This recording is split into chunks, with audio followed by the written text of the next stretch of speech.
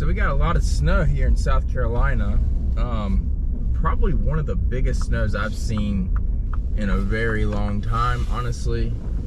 And we're taking the lightning out in it, and just to kind of see what is what.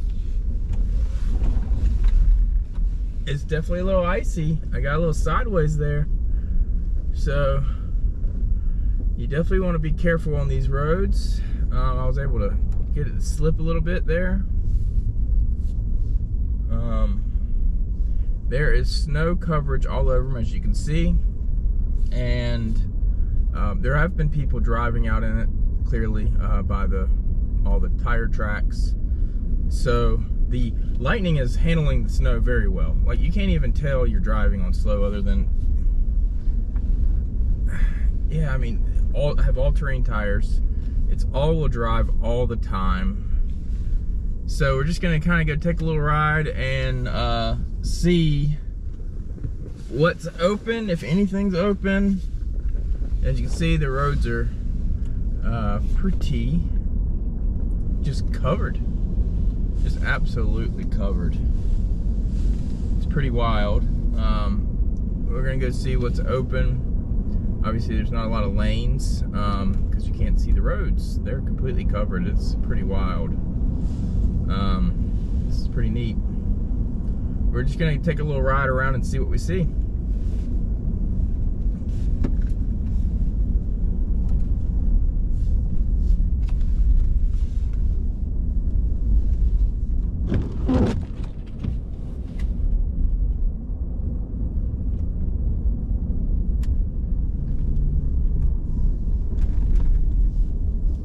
They're plowing.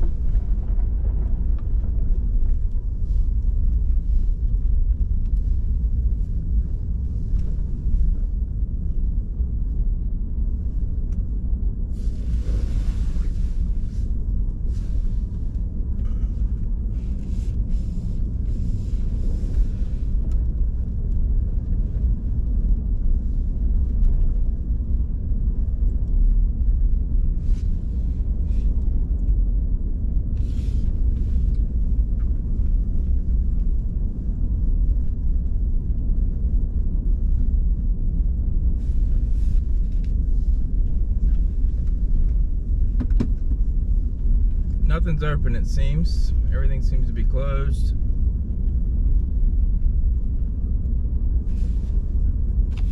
I don't really want to get too far. The gas station's open. If you wanted to get something, you could. So I'm just turning fairly normal, not too quick, and it's turning just fine on these roads. As you see, the parking lot is empty. There's lots of space around.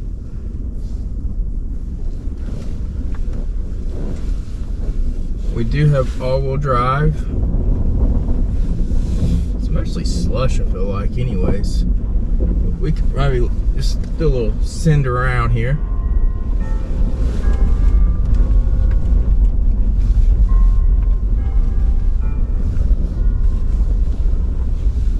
Gets really good traction. It's kind of amazing how good traction it gets.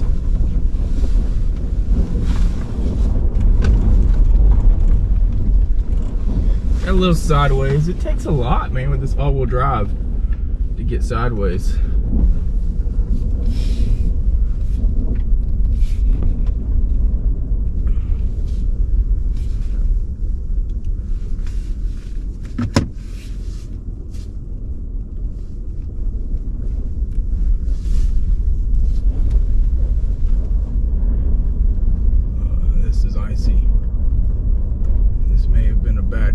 This way.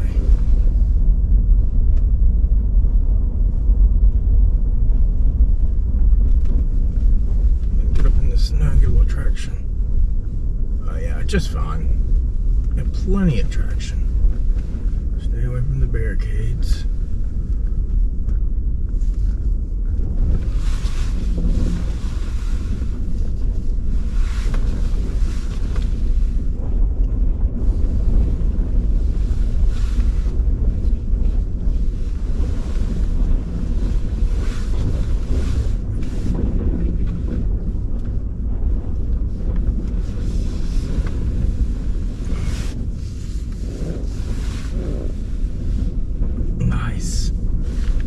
guys are driving their all-terrains out in it. That's awesome.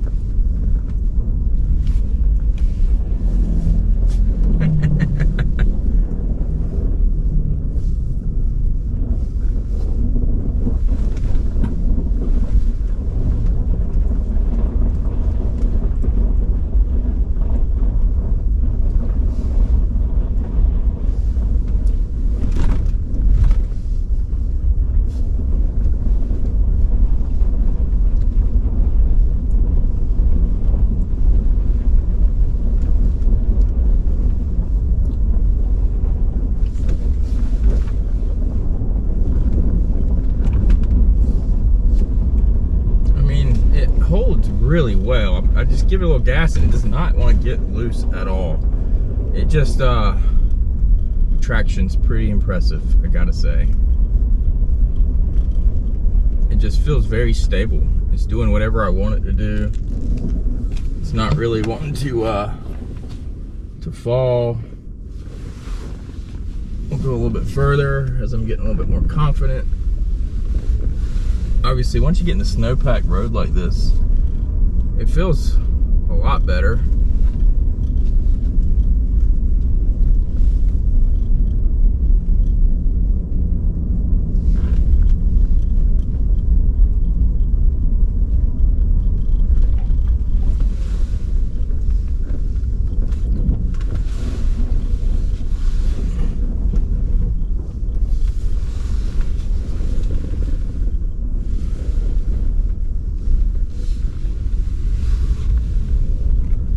I mean, it's, you give it the gas and it just drives just fine, honestly. It really, it has plenty of traction. All-terrain tires on this truck make it a lot easier as well. I mean, you barely even notice you're driving on snow. And I've driven in snow in like rear-wheel drive, two-wheel drive cars and things like that. And it's different. You feel the slippage a lot in a rear-wheel drive Jeep. And if you don't have an all-wheel drive, it's noticeable. Or four-wheel drive in that case. And this road is the road I have concern about.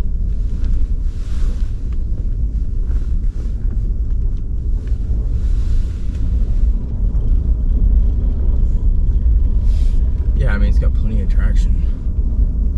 It's pretty impressive.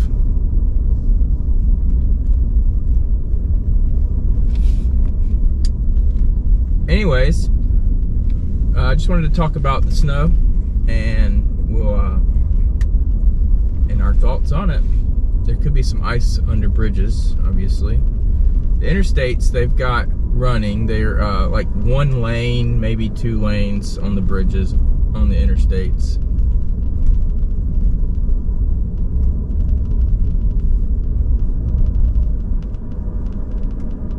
And I was worried that there'd be water under here, but it looks like it's all dried out.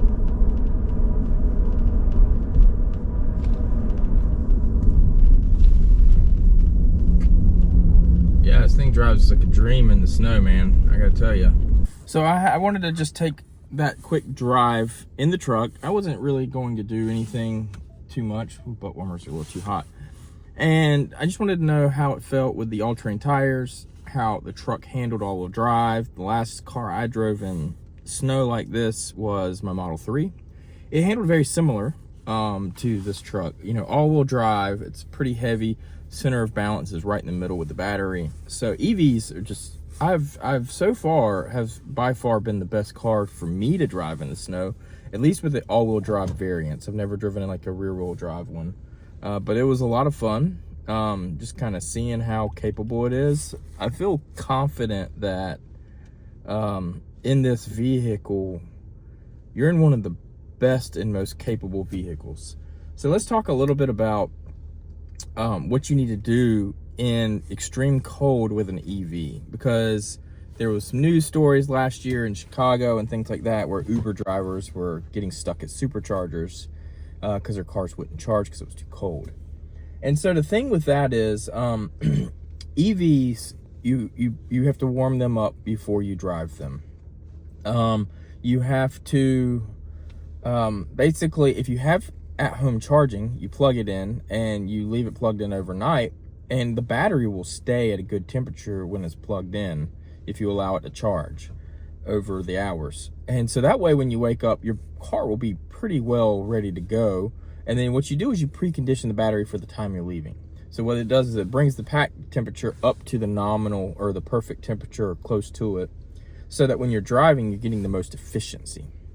Second thing is, charging overnight is easy because it can trickle charge through the night. It will keep the battery warm over that long period of time, and it will charge no problem. You'll wake up with a full charge, or however much charge you want. Like I left with 80% this morning. And the thing with the Uber drivers is they were not their cars. Uber gave them those cars, and so they didn't tell them anything about how to drive them. So they drove the night before down to, like they would their gasoline car, and they drove it to empty. They parked it in a parking garage or wherever, not charging. And then they woke up early in the morning to go drive again, and it was on empty, and the car was freezing cold, stiff. There's no charge. The battery can't use the energy to keep the battery warm, so it was ice cold. They get to the charger. If the battery's too cold, it won't allow it to charge because it will damage the battery. The battery management system does all this stuff to make sure that the battery's life goes past warranty, which is 120,000 miles for a lot of these EVs, 100,000 miles for my truck. And so that is the ticket. What you do is, if you're driving like that, you would, before you go home, you charge it up to 50%, whatever you want to charge up to, 80%. You don't have to charge it all the way. You can go charge the next day, but what you want to do is you want to drive it in the morning for an hour or two to get that pack level to raise up before you charge. So another example, when we go on road trips, when we stay at a hotel on a long distance road trip, we will charge the night before if the hotel does not have charging. We will just charge it up to, or we will at least make sure that when we get to the hotel that we have, say, 60%.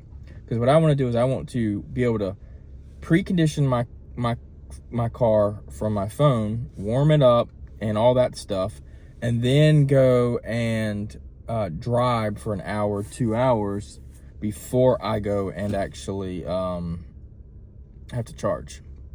And that's how I would drive it. So that is a big misconception. EVs actually are better than ICE cars because you don't have to warm them up as much. You turn them on with your app. You basically warm the cabin. If you have it on a charger, it's going to stay pretty warm throughout the night. And they just turn on and they go, and they drive just like they do any other time. Temperature does not affect how they drive. They don't feel sluggish. They're not loud. They're not, bump, bump, bump, bump, bump, running a little bit differently because of the cold temperatures. So EVs, and then an all-wheel drive EV like this has traction control for all 4 tires, and it's always on. So you always have that safety of more traction and more stability.